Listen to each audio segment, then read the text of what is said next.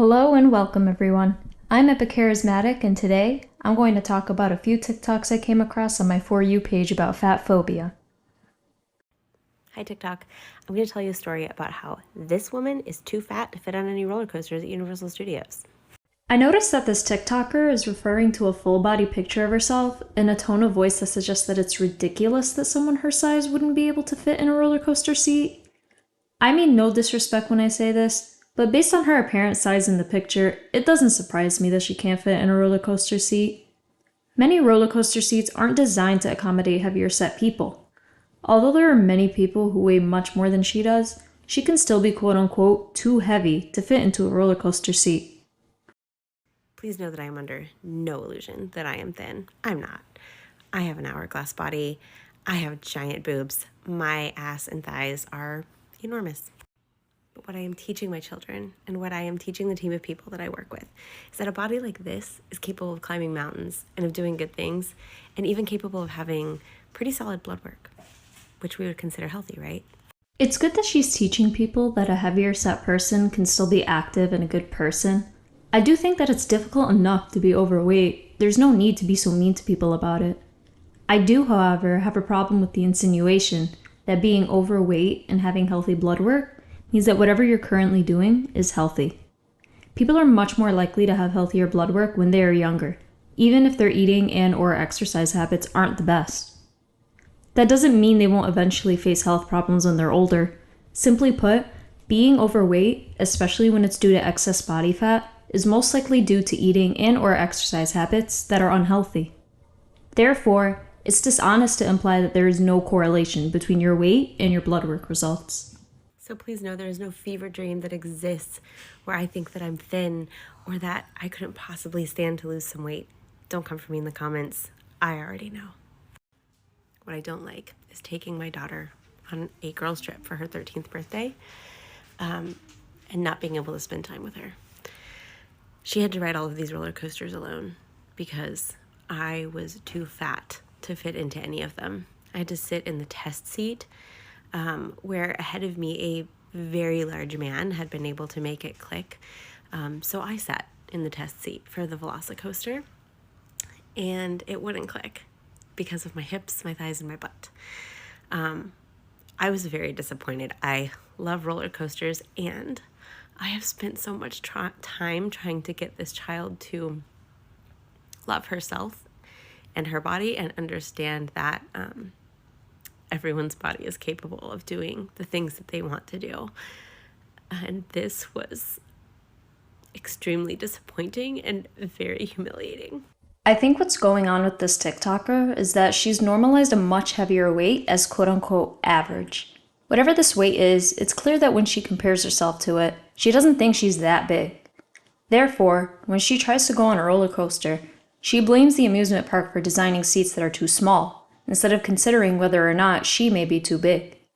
I think this TikTok speaks to the issue we have at a much wider scale, the obesity epidemic. I think the fact that Americans are much heavier now than we were even 20 years ago has skewed people's perceptions on what's big and what's small. Now, people who are of a medium weight are considered skinny even if they have a bit of visible fat and/or muscle. People who are a bit overweight are viewed as average. Even if they are average compared to other people, they are still large visually. Everyone else being fatter doesn't make you any skinnier. The next one that we tried was Hagrid's Magical Creatures Motorbike Adventure. I couldn't fit into either seat because they wouldn't lock over my thighs. At that point, I was so humiliated that I didn't even try to sit in the test seats for Harry Potter and the Forbidden Journey. I've ridden this ride before. Did I want to ride it with her? Of course. But I did not want to be humiliated in front of hundreds of people sitting in the test seat again. I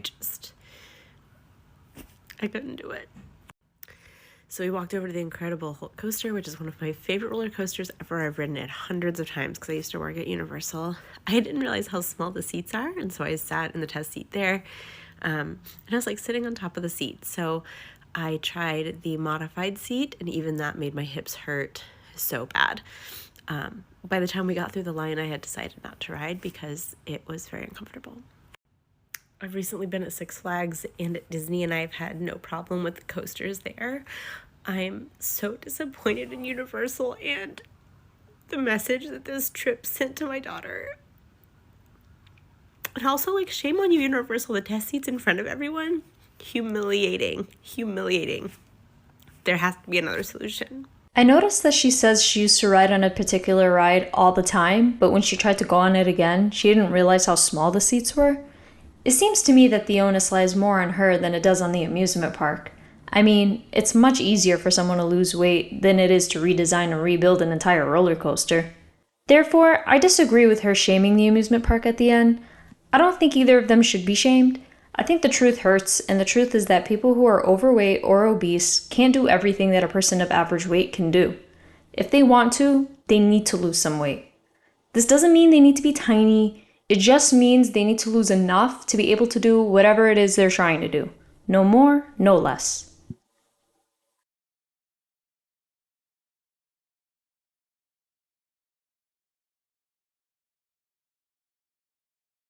Okay, this TikTok is wild. So, I don't remember ever hearing that a prerequisite of being oppressed is that your source of oppression is immutable. Last I checked, oppression just means you're being cruelly and unfairly treated. In my opinion, fat people are definitely treated with cruelty. Whether or not the cruelty is fair is up for debate. Personally, I think people are disproportionately mean to fat people. I think that's actually the reason internet culture shifted from being fat phobic to body positive. Being fat was considered so unacceptable that now it's unacceptable to say anything negative about weight at all, even if it's true.